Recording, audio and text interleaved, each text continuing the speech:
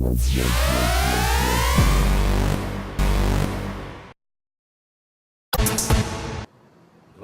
lá, Pedro, é com você hoje. Hoje é sexta-feira, eu já estou em ritmo de sexta.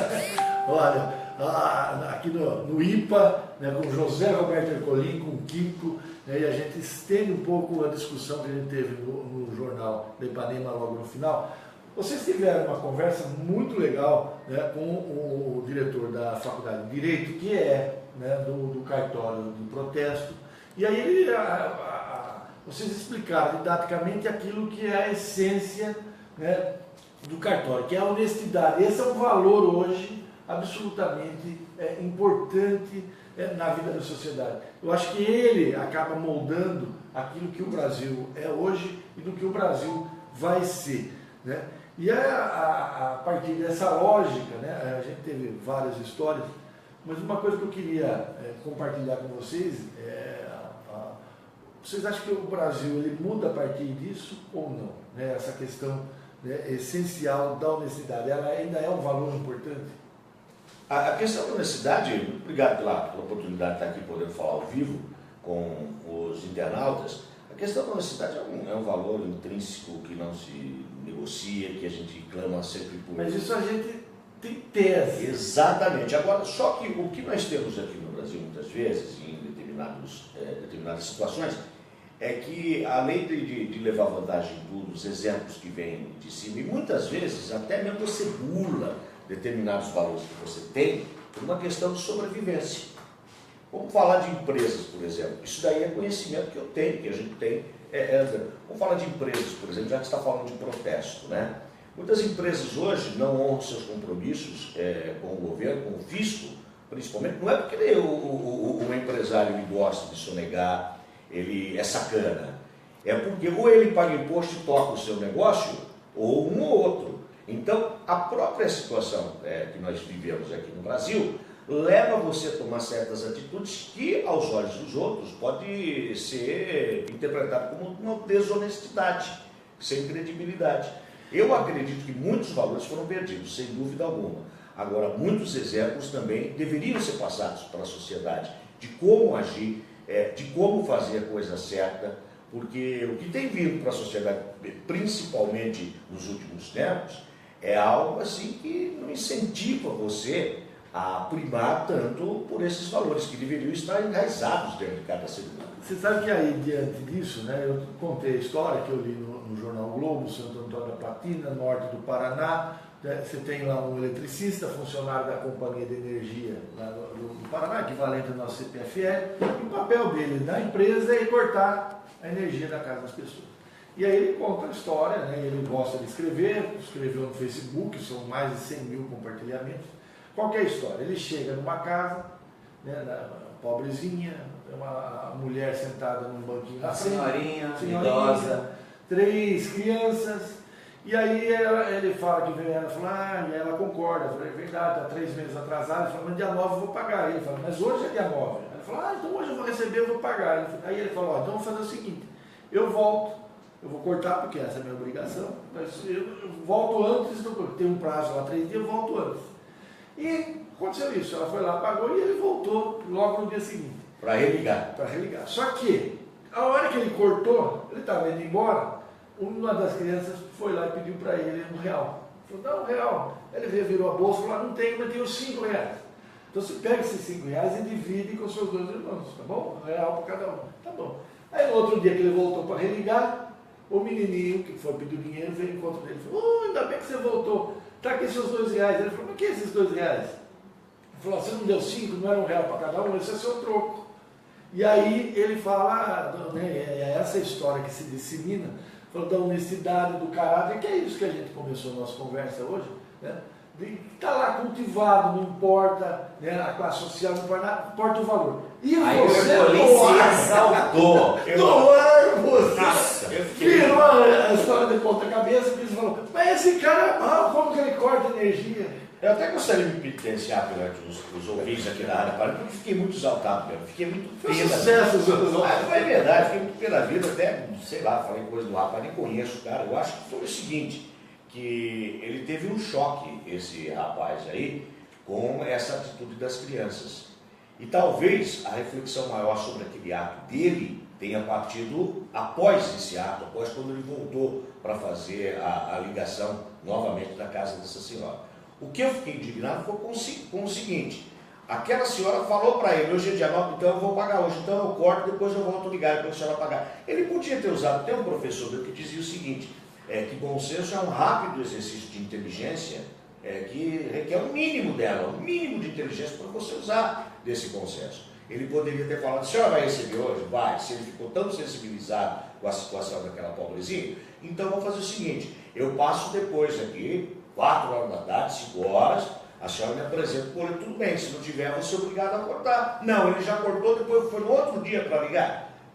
Uma situação, veja só, eu entendo. Eu achei que jamais você teria esse emprego. Não faria um emprego desse, não gostaria. Eu não teria coragem, sinceramente, não teria estômago para determinadas situações que a gente vê desse pessoal que está cumprindo a obrigação, precisa dessa gente. Vai ter determinado emprego que cabe para mim. Eu não teria. Não cabe para você. Eu não teria. A sensação que eu tive é que você igualou essa condição como aqueles carrascos que executavam. Mas é mais ou menos isso mesmo, porque só quem não anda pela rua, eu, por exemplo, ando bastante, não só aqui em Sorocaba, eu trabalho também com o povo. Eu sei, eu sinto um tiquinho disso. Se a gente for ver mais aprofundado nesse assunto, vai ver que o abismo é muito maior. A situação está muito braba, está muito difícil, tem gente sofrendo como nunca sofreu por essa situação econômica que nós estamos vivendo hoje no Brasil. E em todos os níveis, até do grande empresário que sempre esteve confortável na sua situação, até aquele miserável, que está mais miserável ainda. E por isso que eu digo para você, eu não tenho estômago para ver, porque eu sei o que a sociedade está passando. A maioria, se não está pagando, não é porque não quer pagar, porque é caloteiro, porque não está tendo condições. E você vai numa casa como essa, me parece com um casebre, você vê aquela senhorinha falando isso com 3 crianças pequenas. Eu não teria, eu citei até um exemplo para você de uma atitude que eu achei fantástica. Até eu falo, né? Não dizem que o presidente do clube, o pênalti é tão importante que o presidente do clube deveria cobrar. É uma analogia que eu faço com o futebol, eu faço na justiça. A reintegração de posse é um ato tão difícil para mim, tão violento, muitas vezes. Aliás, hoje o Sorocaba vai ter reintegração de posse daqueelas 60 unidades do Canadá. Então, é difícil, né? De policial militar. Para aquele que tem o contato final. Quem dá é o juiz. Eu acho que é tão difícil isso que o juiz tinha que estar junto. Na reintegração Você de posse. a questão Eu vou oficial, contar. né?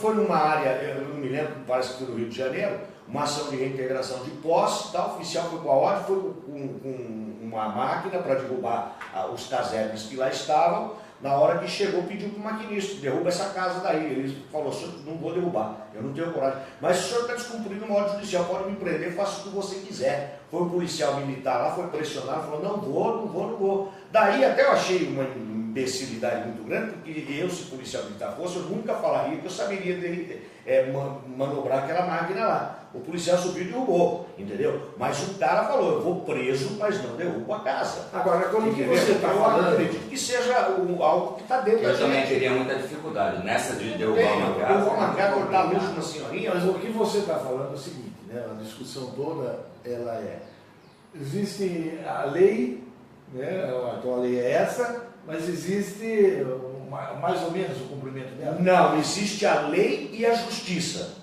Isso é uma questão de justiça. Lei não é justiça. Eu vou falar uma A outra coisa. justiça, para alguns, pode até ser subjetiva.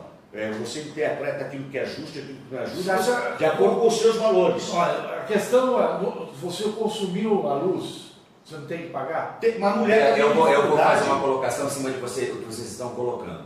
Nos países desenvolvidos, onde você tem talvez uma corrupção menor, você tem um papel do Estado com proteção ao cidadão, Exatamente. que tem um mínimo de renda para a energia elétrica, Cidadão para a vulnerável. subsistência dele, aquele que está na linha do limite. Mas o Brasil é um país tão corrupto, em todos os seus organismos, isso não é só no Poder Executivo, no Legislativo, no Judiciário, é lamentável se vê o índice, e aqui não vou generalizar, não vou ser leviano nesse ponto, mas é um índice muito considerável. O que faz com que, lamentavelmente, essa lei de Gerson que se perpetuou no Brasil leve-nos a uma condição de faltar recurso, não para assistencialismo barato, mas para um mínimo de dignidade do ser humano. É o mínimo da dignidade humana. Exatamente. Então, você não teria que ter, muito provavelmente, no Estado, alguém que cortasse por serviços, que é um pouco utópico o que eu estou falando, é um pouco distante da nação brasileira, mas é o possível e que nós conseguimos ver isso nos países que já passaram ao longo da sua história algumas dificuldades, talvez através de guerra, de grandes catástrofes geológicas do próprio tempo. Então parece utópico, mas quando você faz uma boa gestão da coisa pública, sempre há recurso para você mitigar essa situação, mesmo que isso seja uma ilha. Existem cidades no Brasil, pequenas, menores, que têm uma gestão possível, em que o Estado participa na proteção do cidadão. Aliás, se a gente for voltar para Thomas Hobbes, né, nós vamos olhar na teoria de formação do Estado, nós vamos encontrar que o ser humano abre mão da sua liberdade plena, porque ele mata ou morre, né, nas cavernas, em troca da segurança. E é essa segurança que o Estado, em especial o brasileiro, não dá ao seu cidadão. Então, quer dizer, isso vem de encontro com esse seu sentimento de se colocar a proteção mínima ao cidadão. Então, o problema não está em quem corta a energia ou na sensibilidade emocional dele naquele momento de derrubar a casa, numa reintegração de posse, ou numa situação de corte de energia ou falta de alimento. O que falta, na verdade, é seriedade para se encarar realmente a classe política em especial, que começa em Brasília, de parar de tanta corrupção e olhar realmente para as pessoas que mais precisam. E não frustrarem aqueles também que vêm das camadas operárias e trabalhadoras, como foi o Partido dos Trabalhadores, e tem pessoas dignas, mas lamentavelmente também, quando esteve no poder, se deixou contaminar e frustrou a expectativa de todos nós. Experiência? É o momento de se refundar, que se refunde o PT, que se refunde o seu Aécio Neves, que tenha dignidade, peça demissão da presidência do PSDB. É o momento de se reinventar a política brasileira, não vai zerar a corrupção, mas eu acho que nós estamos falando, na verdade, no ponto final. A senhorinha que tem a energia cortada é o ponto final. O problema está mais embaixo, está nessa situação de base e de uma participação consciente do Estado brasileiro. Não resta dúvida, você colocou, é inquestionável isso que você coloca. Agora, dentro daquilo que nós estávamos discutindo no Jornal do Ipanema e nos trouxe até aqui, tem o detalhe seguinte, esse rapaz aí, esse cidadão, ele se sentiu assim comovido com o gesto das crianças, mas não se conteve, não parou um instante para exercitar esse bom senso e poder mitigar, pelo menos, aquele problema que ele está. E depois ele vai no Face, nas redes sociais, e conta essa história com os treinadores. Ele conta porque ele conta todas as histórias da vida. Ele, além disso, ele gosta de ser escritor. Mas você sabe que é essa colocação? Agora, eu, sinceramente, eu até fiquei na hora bastante, não conheço, como você está falando, parece que é uma pessoa séria, uma pessoa de índole boa, gostaria até de pedir desculpas a ele, muitas vezes, mas eu não tiro esse ponto, mas é verdade. Isso aí faz parte. Você sabe que essa sua indignação, né, talvez seja o que ao longo da história, né, a sociedade tenha cobrado e que ela foi, né, contextualizada academicamente por Hannah Arendt, né, que é a questão dos campos de concentração, que é a questão no famoso inquérito a respeito daqueles carrascos lá. E aí ela, num dos questionamentos, a questão que nasce, que vem é essa, né? Eu estava cumprindo ordem, né? O Carrasco, qual é a grande argumentação dele no tribunal? Estou cumprindo ordem. Então, mas como que se bota lá as criancinhas? Estava cumprindo ordem. Né? Como que você vai? Estava cumprindo ordem. Essa questão do cumprimento da ordem, né? Ela talvez essa grande essência, esse grande debate. A gente teve esse campo de concentração, né, do nazismo, principalmente com os judeus naquele momento da história, mas o que a sua indignação, né, traz à luz é que talvez numa analogia a gente viva algo muito parecido. A grande filósofa judia Hannah Arendt, ela falou dos carrascos, né, que iam lá cumprindo ordem, matavam e tal. Eu não vou nem entrar nessa seara daí, eu só vou dizer o seguinte: talvez, se ele não cumprisse ordem, tomasse ele um tiro, seria ele o executado. No caso desse rapaz e de algumas outras ações que a gente tem visto por aí, não tem nem um carrasco lhe apontando um fuzil. Não tem a perda do emprego. Não tem, não sei lá. Não tem falou, olha, eu troco a minha liberdade, vou preso, como você contou, uma maquinista lá, falou, olha, vou descumprir uma ordem, qual que é a pena? É ser preso? Prefiro ir preso. Eu tenho certeza que o o gesto dele comoveu aqueles que são superiores dele, ou pelo menos alguns deles, e foi contemporizados, aí, sem dúvida. E eu espero que tem certos valores que não dá, eles são negociáveis, sabe? Eu acredito que muitos desses valores... Faz favor, não é mais, o Torelli brasileiro. Senhor, por favor, estamos ao vivo, a sua cadeira já está posicionada. O Torelli brasileiro, vereador aqui da cidade de Sorocaba, está chegando aqui também para participar. Mas só concluir, eu acredito em certos valores que eles são negociáveis. E o lance do ser negociável, não vou fazer. Você não consegue, é uma questão que você não consegue fazer. Sinceramente, eu nesse caso aí, eu acho que eu não conseguiria. Não é uma coisa, você vai perder o emprego, eu não consigo fazer só para localizar o doutor Hélio brasileiro. Olha, o doutor Hélio ainda não está no foco a Lana já está aí. Ela foi buscar o doutor Hélio. Então, até que você apresente o doutor Hélio, eu vou aproveitar para dizer o seguinte: olha, o Wagner. Está no foco, doutor Hélio? Não, ele já vai entrar no foco. Ele está fora. Está fora, ele já vai entrar. Olha, o Wagner Alves, banda Bom Dia para todos nós. O Fernando Ramires, olha, as coisas estão invertidas do Brasil, porque essa atitude é regra. A exceção deveria ser a desonestidade, né? Olha, o Vinícius, José Roberto Ercolim é um mestre. Vinícius Vieira Pereira. O Marcos Ladino diz o seguinte: obrigado.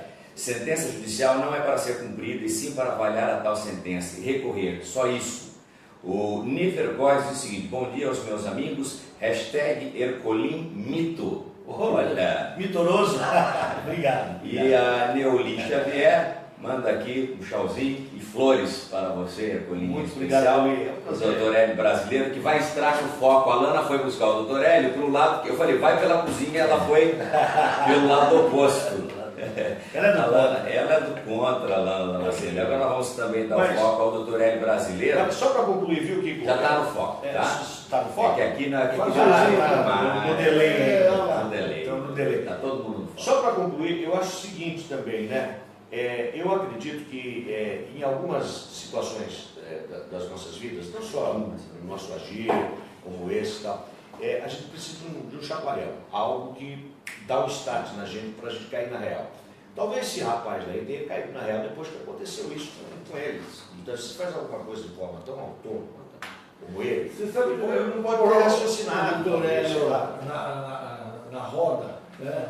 Ele que é vereador, né, médico, otorrinolaringologista, mas que tem um trabalho social muito importante em Sorocaba. A discussão que começou na rádio, a gente traz para cá, era a seguinte, né?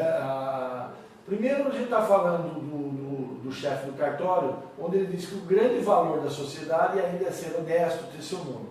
E depois eu trago uma história que eu li no Globo, Santo Antônio da Platina, né, onde o cortador de energia elétrica, o CPFL lá no Paraná, vai numa casa, tem uma senhora, 3 crianças, né? Aí ele vai cortar energia, ela fala, olha, estou mesmo atrasado, fala, olha, eu vou pagar dia 9, ele falou, hoje é dia 9, ele falou, então demora 3 dias para religar, mas eu prometo vir amanhã e tal. E estava indo embora, uma das crianças pede R$1, ele procura R$1, não tem, mas tem R$5, dá R$5 para uma das crianças. Aí vai, corta a energia, a mulher paga, vai, ele volta para a criança dividir R$1 com cada irmão, já vai 2 irmãos. Aí ele volta no outro dia, a criança diz, ainda bem que o senhor está aqui seus R$2. Ele falou, mas eu te dei 5, ele falou, mas não era um para cada um, estou te devolvendo. Né? E aí, trazendo a luz sobre essa história da honestidade da criança e tal. E o Ercolim muda, colocando o foco em cima do cortador, que é um carrasco, como que ele corta energia e que ele não cortaria energia. Daquele que executa a retomada da posse. E a gente chegou até nos campos de concentração. E aí o ponto de vista que a gente está colocando se segue a lei estritamente, o que o Ercolim fala, não, tem questões de bom senso, a justiça não está no que está escrito na lei, mas a justiça na interpretação está no bom senso. Inicialmente quero agradecer o convite e esclarecer a quem nos acompanha, que eu vim aqui para resolver uma questão de certificação digital e tive a satisfação de encontrar o Kiko, que é um amigo de muito tempo, e me convidou para participar. Cumprimentar a Lana, o Ercolim, o Deira, que também são amigos antigos, e os demais de todo o Grupo Ipanema. Bom, toda vez que se traz, Deira, esse tipo de assunto, se traz uma polêmica. Não é novidade para ninguém que eu recebi influência alemã da minha educação, porque quando eu era criança, meu pai prestava serviço para uma família de alemães, e um desses filhos alemães fez medicina na mesma faculdade, na Universidade Federal, a mesma que eu fiz, e eu terminei sendo muito influenciado pela doutrina alemã nesse sistema. E os alemães são muito rígidos em relação à lei. Quando se tem a lei, se cumpre. A questão de se devolver esse dinheiro, como foi citado, é equivalente àquelas notícias que eu vejo de forma assombrada,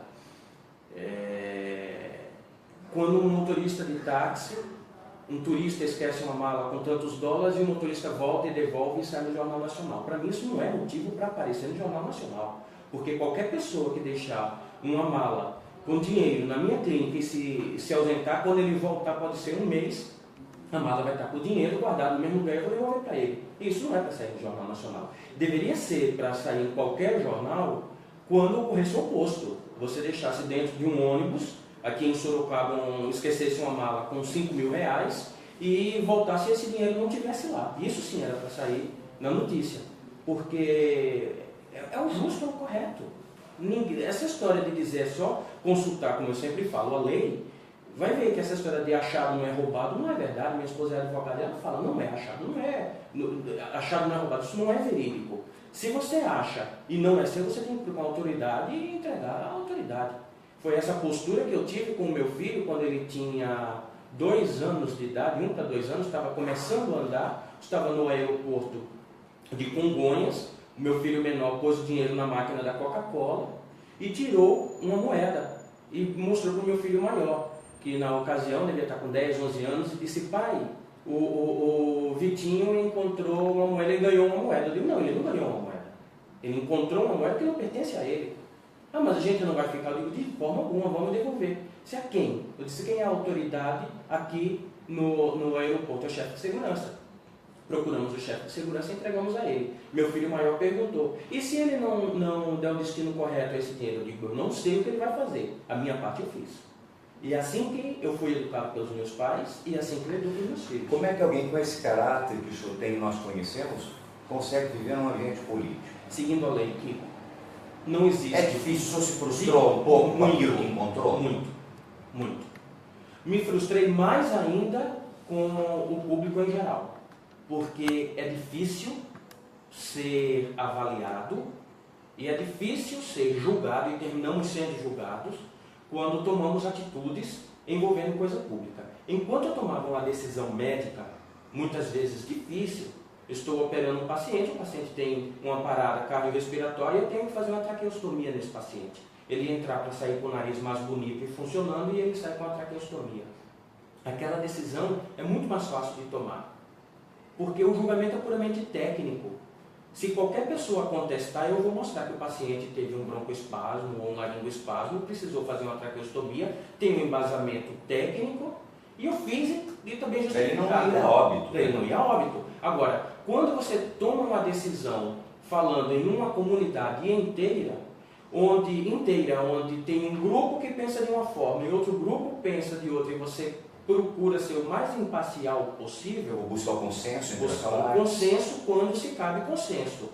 Então, o que é que eu falo? Na minha vida como cristão, o meu manual de usuário, o manual de proprietário é a Bíblia. Mas na minha vida enquanto parlamentar, a minha Bíblia é a Constituição. Por isso que até eu falo na Câmara que eu já me tornei uma pessoa repetitiva e às vezes até monótona em tanto falar a Constituição. Até cumprimento o Deda quando ele... Eu já falei isso na Câmara, você estava lá, Kiko? Eu disse, quem quiser saber dos meus votos a questões polêmicas, é só perguntar ao Deda. O Deda já percebeu exatamente a forma como eu ajo. Ontem eu ainda na Câmara, conversando com o engenheiro Martinez, que é um catedrático ali dentro, junto com o pastor Luiz Santos, outro catedrático, em termos de saber o regimento interno, como funciona, embora tenhamos todos posições diferentes, ideias diferentes, mas eles conhecem muito bem como funciona o sistema e são exemplares na execução da forma como funciona a Câmara. Eu falei que isso me torna repetitivo ao dizer que, muitas vezes, quem toma as decisões políticas e orientam as minhas decisões políticas é o meu advogado, o Dr. Fabiano Debu. Eu sempre que vou tomar qualquer decisão política, sempre escuto o doutor Fabiano Dobu. E as consequências daquele seu voto, né? Sim, eu não me preocupo. Uma vez eu vi uma frase muito feliz em dizer que o político ele não é artista. O artista precisa de aplauso. Eu tenho muito claro em minha mente, manter a minha consciência tranquila. Eu sempre voto pensando no meu eleitor, nos meus pacientes, na minha família, na repercussão que vai ter em relação ao meu caráter. Por exemplo, dou um exemplo muito típico. Essa semana a minha secretária entrou assustada no meu consultório e me trouxe uma carta de uma delegacia de polícia. Vou até falar isso daqui, até no primeiro momento assusta. Disse, doutor Hélio, desculpe, antes de chamar o próximo paciente, receba essa carta e abra aqui. Ela chegou e disse, mas por que você está nervosa? Ela chegou e disse, não, porque veja da delegacia de polícia. Disse, então vamos fazer o seguinte, eu lhe autorizo, abra você e leia para mim o que tem nessa carta. Eu não sabia nem do que se tratava. Quando ela leu, ela fez, foi uma paciente sua que você atendeu, que foi vítima de agressão do marido, e a delegada está chamando para você depor como testemunha. Se a Polícia Federal hoje bater na minha porta e disser, eu vou pedir a quebra do seu sigilo bancário, eu digo, não precisa. Eu lhe dou o login e a senha. Kiko, quando a gente não deve, não tem. Não tem. Eu não tenho temor. Eu desafio qualquer pessoa a apontar qualquer ato ilícito ou irregular que envolva meu nome. Que seja, eu desafio.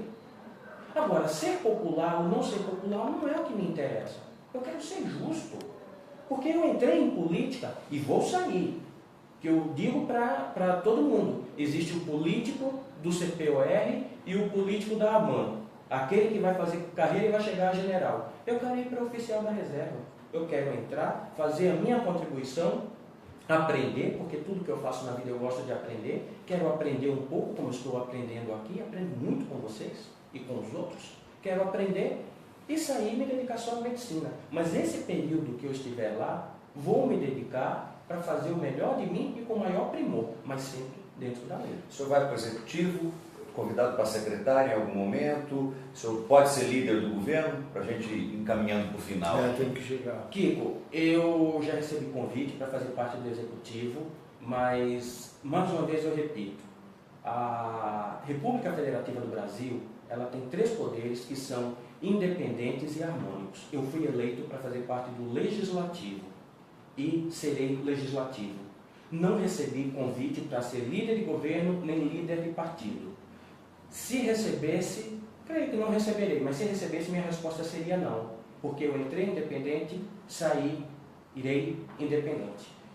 Fui independente na primeira fase do governo Crespo, fui independente, inclusive você participou e viu, Verdade. em que pese a minha grande amizade que eu Sim. tenho por você, você me pediu para aprovar um projeto que eu entendia que e não era o momento e votei contra, independente da nossa amizade. Torci muito pela doutora Jaqueline, principalmente pela saúde dela, o que mais me preocupou porque ela foi pega de surpresa, assumi aquela responsabilidade toda. Verdade. E agora nessa segunda etapa do governo Crespo, a minha postura é a mesma. Inclusive até saíram comentários maldosos durante esse meio tempo, dizendo as viúvas do prefeito Crespo estão incomodadas. Gente, que viúva de prefeito Crespo, todos os projetos que o prefeito Crespo apresentou na primeira parte do projeto do governo dele, que eu não concordei, como foi o caso da reforma administrativa, a criação de novos cargos Contra todos. eu votei contra todos, em que pese a minha grande amizade por ele, o meu grande respeito e torcida por ele, pela doutora Jaqueline, na ocasião pelo atual secretário e vereador Fernando Dini, que é uma pessoa por quem tenho um grande respeito também. Eles me pediam como você me pediu, Hélio, vota é isso que o prefeito está precisando. Eu digo, eu não sou representante do prefeito, eu sou representante do povo, e a população vê que não é esse o momento de se aumentar a taxa, não é o momento de se criar cargo comissionado, é o momento de se abrir concurso público. Não é momento de se fazer esse tipo de ação. E votava contra. Agora, quando veio a questão da cassação, foi uma situação muito polêmica.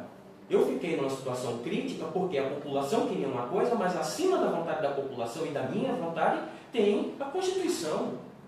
E eu consultei 3 advogados, pedi para que o doutor Fabiano corresse com isso, ele e mais 2, e os 3 foram taxativos, sem contar minha esposa, que também é advogada, e foi taxativa em dizer não se sustenta. Respeito a posição da Câmara, a doutora Márcia e os demais advogados da Câmara são exímios profissionais, mas assim como na medicina há mais que uma interpretação, na E escolher um procedimento. E um procedimento, sim. Por exemplo, hoje eu atendi a uma paciente minha que veio pedir uma segunda opinião, que passou numa emergência com o médico que indicou cirurgia para ela.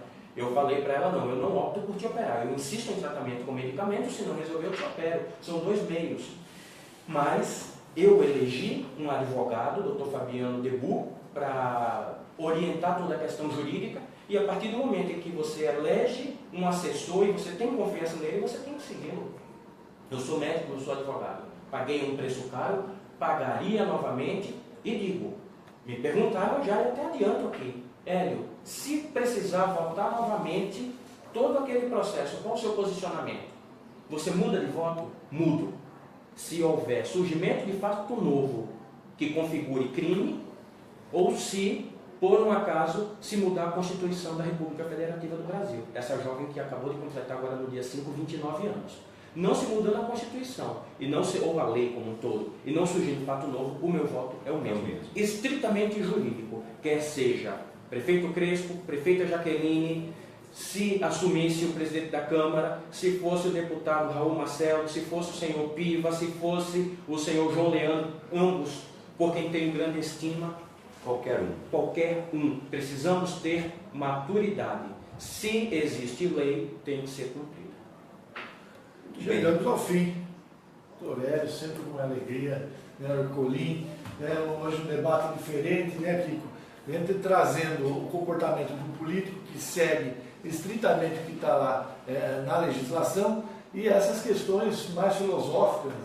Nasceu, né, espontaneamente, né, dessa manifestação de coração, né, esse fervor que faz com que o Ercolim seja essa figura ímpar, né, do cenário jornalístico de Sorocaba e de toda a região. Muita alegria. Obrigado, Ercolim. Eu agradeço. Um abraço, querido. Até mais. Obrigado. Tchau. Tchau, tchau. À tarde o Kiko volta com nova live.